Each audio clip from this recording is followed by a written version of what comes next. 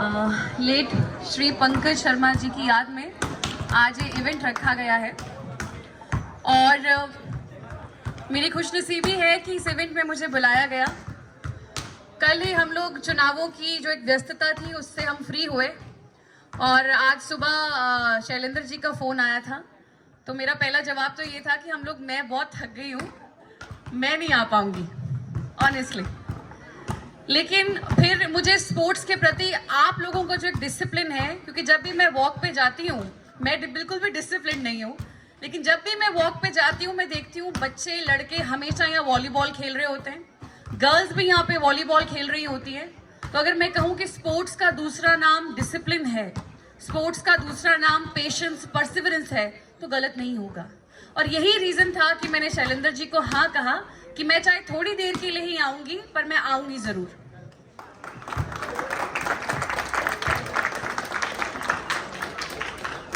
आप बच्चों का योगदान मैं उस दिन नहीं भूलती हूँ जिस दिन संधोल में डिजास्टर था, फिर से बोलूंगी। और मुझे जरूरत थी उन लड़कों की, उन युवाओं की जो पहाड़ी पे चढ़कर गांव तक राशन पहुंचाएंगे।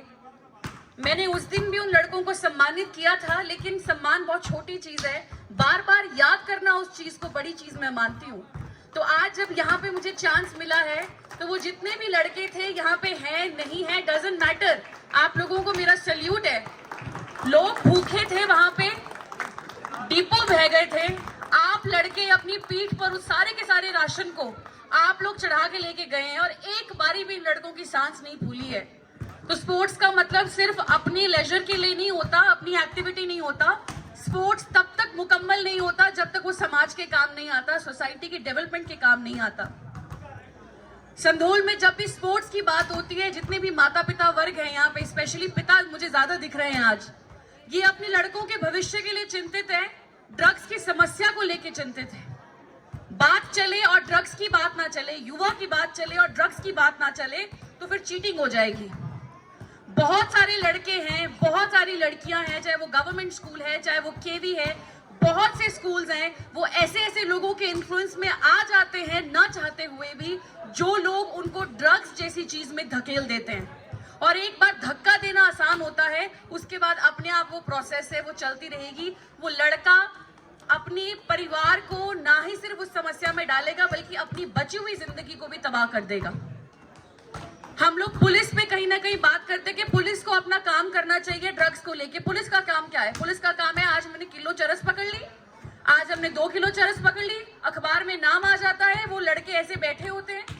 बट ये तब तक चेंज नहीं होगा जब तक सप्लाई में चेंज नहीं होगा। डिमांड उस दिन खत्म होगी जिस दिन डिमांड खत्म होगी, उस दिन सप्लाई खत्म होगी। मेरे युवा साथियों, इस बात को याद रख लो। करना है नशा तो फिर कहती हूँ स्पोर्ट्स का नशा कर लो। ये छोटे बेकार से नशे, इनकी कोई लॉन्जेटिविटी नहीं है, ये लंबे नहीं चलते नशे।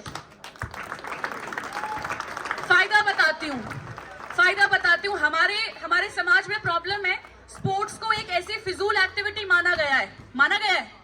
अगर नहीं माना गया होता तो हमारा स्कोर नेशनल लेवल पे, इंटरनेशनल लेवल पे हमारे परफॉर्मेंसेस बहुत बहुत बढ़िया होते।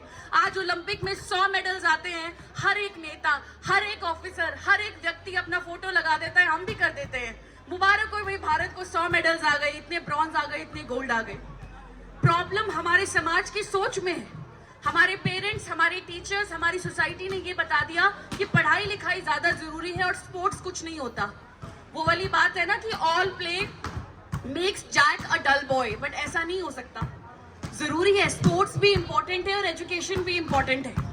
इसी सोसाइटी के नजरिए की वजह से क्या हुआ है कि सरकारों ने भी कोशिश नहीं की आज तक कि स्पोर्ट्स को बढ़ावा दिया जाए। हमारी लड़कियों को तो और ज्यादा बैरियर्स है। वो दंगल का जो डायलॉग था कि हमारी छोरी क्या है जो छोरों से कम है क्या, वो अब जाके मटीरियलाइज हुआ 21वीं शताब्दी में। आप ये सोचिए, ये लड़कियां तो ग्राउंड तक आना भी सोच नहीं सकती थी। ये बदलाव आ रहा है, लेकिन कछुए की स्पीड से बदलाव आ रहा है। समाज में नजरिया बदलना होगा। स्पोर्ट्स कोई बेकार एक्टिविटी नहीं है, आपकी लाइफ चेंजिंग एक्टिविटी हो सकती है। आज मैं आपको ऑफिसर की टर्म में बताती हूँ, आप लोग पुलिस में देखना, मैक्सिमम लोग जो पुलिस में लगे हुए हैं वो यूजुअली आपके स्पोर्ट्स कोटा से आते हैं। तो कौन बोलता है कि जो स्पोर्ट्स है वो नौकरी नहीं देता? क्यों नहीं देता? आपका जो पैशन है उस गेम को अपना 100% दीजिए और सरकार आपको यहाँ पे बैच देगी, अपने आप आके बैच देगी। तो आप ये भूल जाएं, ये बाहर की स्पोर्ट्स जो है वो करियर नहीं देता। और वो खुशी भारत के लिए एक मेडल जीतने की जो खुशी होगी, आप लोग सारे आज डिफरेंट डिस्ट्रिक्ट से आए हैं, हिमाचल प्रदेश के, आप सभी का स्वागत है संधोल की धरती पे इस लक्ष्मी नारायण मंदिर में। और मैं आशा करती हूँ कि आप लोग बेहतरीन खेलें और इस स्पोर्ट्स को सिर्फ एक हल्की एक्टिविटी नहीं बल्कि अपनी जिंदगी का पैशन बना दें। और मैं फिर बोलूंगी कि अगर आप में पैशन होगा, आपकी नीयत सच्ची होगी, तो बहुत सारे आप में से ही प्लेयर्स निकलेंगे जो नेशनल इंटरनेशनल लेवल पे फेम कमाएंगे। और जब उनसे कोई पूछेंगे कि आप कहाँ से बिलोंग करते हैं, तो बोलेंगे हम संधोल से बिलोंग करते हैं। उस दिन संधोल को पूरा हिमाचल, पूरा भारत और पूरा विश्व जानेगा। मेरी यही इच्छा है, यही कामना है। बाकी बहुत बहुत धन्यवाद मुझे यहाँ बुलाने के लिए and all the very best to the teams. And Shailendra Sharma ji के लिए एक बार जोरदार तालियां बजाएं आप लोग। ये वो व्यक्ति हैं जिन्होंने खेलो इंडिया को संधोल में यहाँ मटीरियलाइज कर दिया। मैं इतनी जगहों पे गई हूँ, मैंने कभी भी बस खेलो इंडिया का मैंने सिर्फ पढ़ा था। जब पेपर निकालने के लिए पढ़ते हैं कि भैया खेलो इंडिया में बच्चों को ये दिया जाता है, वो किया जाता है। जब संधोल आई तो मैंने देख लिया कि खेलो इंडिया असली में होता क्या है। तो इन्होंने बेसिकली खेलो इंडिया को आपकी जमीनी स्तर पे उतारा है। और मैं जानती हूँ लोग आएंगे जाएंगे, बट शैलेंद्र जी आपके साथ रहेंगे, तो आपने इनका साथ पूरा निभाना है। बाकी धन्यवाद, थैंक यू सो मच। जय हिंद, जय भारत एंड जय हिमाचल। Thank you.